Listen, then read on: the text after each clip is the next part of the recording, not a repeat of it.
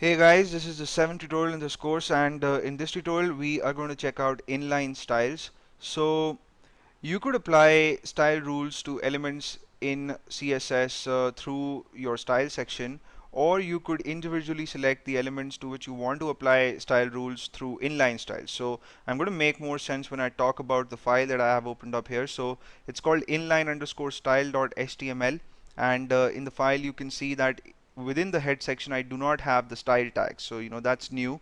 And inside the body section I've got two headings, and both are H1 level headings. So the first one has the text I've got a plan, and the second one has the text want to know what it is, right? And there is a difference in the two headings. So the first one doesn't have any style rule applied to it, but the second one has a style rule. And the way I have implemented it is, you know, after typing in H1 within the angular brackets, I've given a space and I've typed in the keyword style, and I put in the equal to symbol, and then within double quotes I have my rule. So color is green, so this heading is going to appear green in color.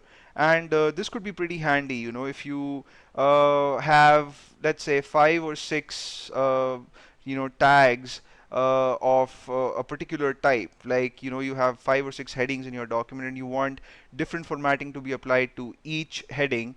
Then instead of mentioning a style rule in the head section or in the body section, you could simply type in the inline style, to the heading to which you want to apply the rule, right? So I'll go to the folder in which I've saved this file. It's called inline_style.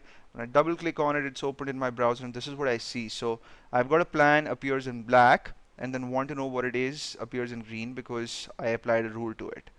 So that's it for this tutorial. I'm going to see you in the next video in which we'll discuss more CSS, and you may subscribe to my channel if you haven't already. I'll see you soon. Till then, take care.